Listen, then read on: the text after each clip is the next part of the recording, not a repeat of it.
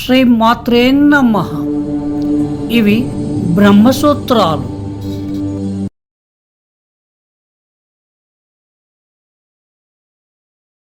సమన్వయ అధ్యాయం 1, విభాగం 1, సూత్రాలు 1 నుండి 31 వరకు. జ్యోతిశ్చరణాభిధానాత్ 1:1-24.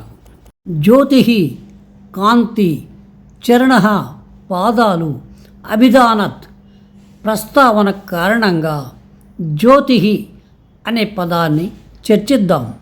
ఛాందోగ్యోపనిషత్తులోని జ్యోతులు బ్రహ్మాన్ని సూచిస్తాయి, కానీ భౌతిక కాంతిని కాదు. ఎందుకంటే దానికి 4 పాదాలు ఉన్నట్లు వర్ణింపబడింది.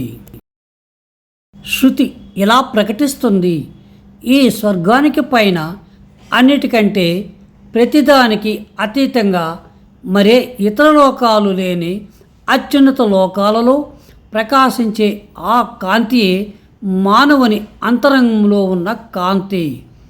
ఇక్కడ కాంతి అనే పదం సూర్యుడు వంటి వాటి నుండి వెలువడే భౌతిక కాంతిని సూచిస్తుందా లేక పరమాత్మను సూచిస్తుందా అనే సందేహం తలెత్తుతుంది. పూర్వపక్షి లేదా వ్యతిరేకి వాదించేదేమిటంటే కాంతి అనే పదానికి సాధారణంగా వాడుకలో ఉన్న అర్థం సూర్యుని కాంతి మరియు అలాంటి వాటిని సూచిస్తుంది. అంతేకాకుండా ప్రకాశిస్తుంది అనే పదం సాధారణంగా సూర్యుడిని మరియు అలాంటి కాంతి వనరులను సూచిస్తుంది. బ్రహ్మం వర్ణరహితమైనది. ఆ పదము యొక్క ప్రాథమిక అర్థంలో అది ప్రకాశిస్తుంది అని చెప్పలేము. ఇంకా జ్యోతిష్ అనే పదము కాంతిని సూచిస్తుంది, ఎందుకంటే అది ఆకాశానికి అనగా స్వర్గానికి పైన ప్రకాశించే కాంతి పరిమితమైనదని చెప్పబడింది. సర్వానికి ఆత్మ అయిన సర్వవ్యాపి మరియు అనంతమైన చరాచర వస్తువులకు మూలమైన బ్రహ్మానికి ఆకాశం హద్దు కాలేదు. కేవలం ఒక ఉత్పన్నమైన మరియు అందువల్ల ఏకీకృతమైన కాంతికి ఆకాశం హద్దుగా ఏర్పడగలదు.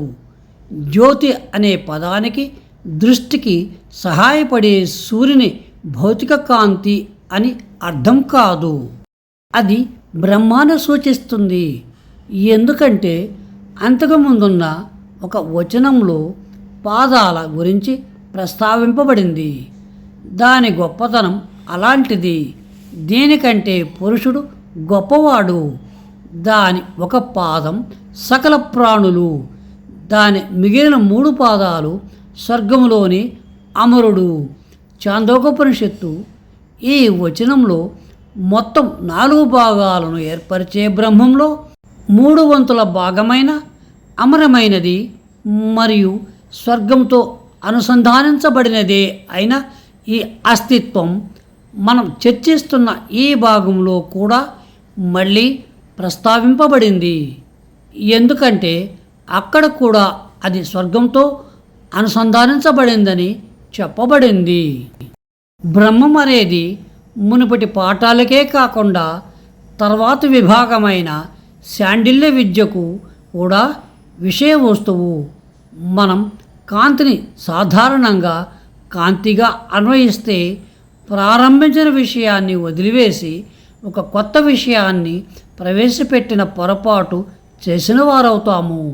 మనం చర్చిస్తున్న భాగం ఛాందోగ్యోపనిషత్తు. ఉన్న విభాగానికి వెంటనే తర్వాత వచ్చే విభాగంలో బ్రహ్మం ప్రధాన విషయం. అందువల్ల మధ్యలో ఉన్న విభాగం కూడా బ్రహ్మం గురించి చర్చిస్తుందని చెప్పటం చాలా సమంజసం.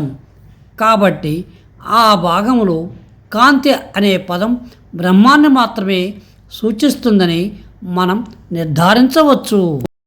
ఇక్కడ జ్యోతి అనే పదం కంటి పనితీరు ఆధారపడి ఉండే కాంతిని ఎంత మాత్రం సూచించదు.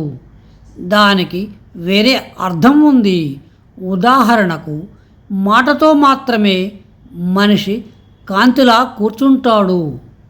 ఏదైనా మరొక దానిని ప్రకాశింపజేస్తే దానిని కాంతిగా పరిగణింపవచ్చు. అందువల్ల బుద్ధి స్వభావమైన బ్రహ్మకు కూడా కాంతి అనే పదాన్ని అన్వయించవచ్చు. ఎందుకంటే అది సమస్త విశ్వానికి కాంతిని ఇస్తుంది. శృతులు ఇలా ప్రకటిస్తున్నాయి: ఆయనే ప్రకాశించేవాడు, ఆయన తర్వాత అంతా ప్రకాశిస్తుంది, ఆయన కాంతితోనే ఇదంతా ప్రకాశిస్తుంది, మరియు దేవతలు ఆయన్ని కాంతులకే కాంతిగా అమరుడిగా ఆరాధిస్తారు అని బృహదారణ్యోపనిషత్తు చెప్పుచున్నది. బ్రహ్మకు సంబంధించి కాంతి, ఆకాశమే హద్దు అనే పదాలతో సూచించబడిన పరిమిత అనుబంధాల ప్రస్తావన మరియు ఒక ప్రత్యేక స్థానాన్ని కేటాయించటం భక్తిపూర్వక ధ్యానం యొక్క ఉద్దేశాన్ని నెరవేరుస్తుంది. శృతులు బ్రహ్మంపై చేసే వివిధ రకాల ధ్యానాలు సూర్యుడు, కన్ను, హృదయం వంటి నిర్దిష్ట స్థానాలతో ప్రత్యేకంగా ముడిపడి ఉన్నాయని చెబుతాయి. అందువల్ల ఇక్కడ కాంతి అనే పదం బ్రహ్మాన్ని సూచిస్తుందనేది ఒక స్థిరమైన నిర్ధారణ. సశేషం. శుభం భూయాత్.